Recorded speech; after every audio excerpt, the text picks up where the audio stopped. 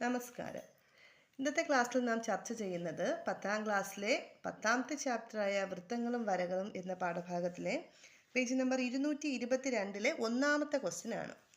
ക്വസ്റ്റ്യനിൽ പറഞ്ഞിട്ടുള്ള കാര്യം എന്ന് വെച്ചാൽ, ഈ ചിത്രം തന്നിരിക്കുന്ന ചിത്രത്തിൽ ഒരു വരയുണ്ട്. ആ വരയെ കേന്ദ്രത്തിൽ നിന്നും മറ്റൊരു വര രണ്ടായി ഭാഗിക്കുന്നു. കേന്ദ്രത്തിൽ നിന്നും ഈ ഞാണിലേക്കുള്ള അകലം 2 സെൻറ്റിമീറ്റർ എന്ന് ക്വസ്റ്റ്യൻ തന്നിട്ടുണ്ട്. അതുപോലെ എ ബി എന്ന ഞാണിനെ 3 സെൻറ്റിമീറ്റർ 1 സെൻറ്റിമീറ്റർ എന്ന രീതിയിലാണ് ഈ വര കട്ട് ചെയ്യുന്നത്.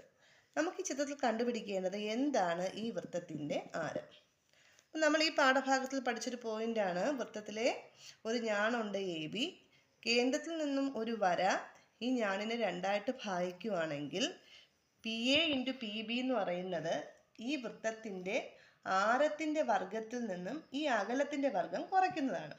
ക്വസ്റ്റ്യനിൽ പറഞ്ഞിട്ടുണ്ട് പി എ എന്ന് പറയുന്നത് 3 സെൻറ്റിമീറ്ററും പി ബി 1 സെൻറ്റിമീറ്ററും കേന്ദ്രത്തിൽ നിന്നും ഞാണിലേക്കുള്ള അകലം 2 സെൻറ്റിമീറ്ററുമാണ്. എന്നാൽ ആരം എങ്ങനെ കണ്ടുപിടിക്കാം? ഈ ഇക്വേഷനിലൊന്ന് വില അപ്ലൈ ചെയ്ത് നോക്കാം. 3 × 1 = r² - 2ൻ്റെ സ്ക്വയർ. 3 × 1 എന്താണ്? 3. 6ൻ്റെ സ്ക്വയർ മൈനസ് 2ൻ്റെ സ്ക്വയർ 4. നമുക്ക് കണ്ടെത്തേണ്ടത് r² ആണ്. ആ ടേം അവിടെ ഇട്ടിട്ട് ബാക്കിയെല്ലാം സമത്തിന് ഇപ്പുറം കൊണ്ടുവരണം. സമത്തിന് ഇപ്പുറത്ത് ആരുണ്ട്? 3 ഉണ്ട്. -4 അപ്പുറം ചെല്ലുമ്പോൾ +4, അതായത് 3ഉം 4ഉം കൂടി കൂട്ടുമ്പോൾ 7.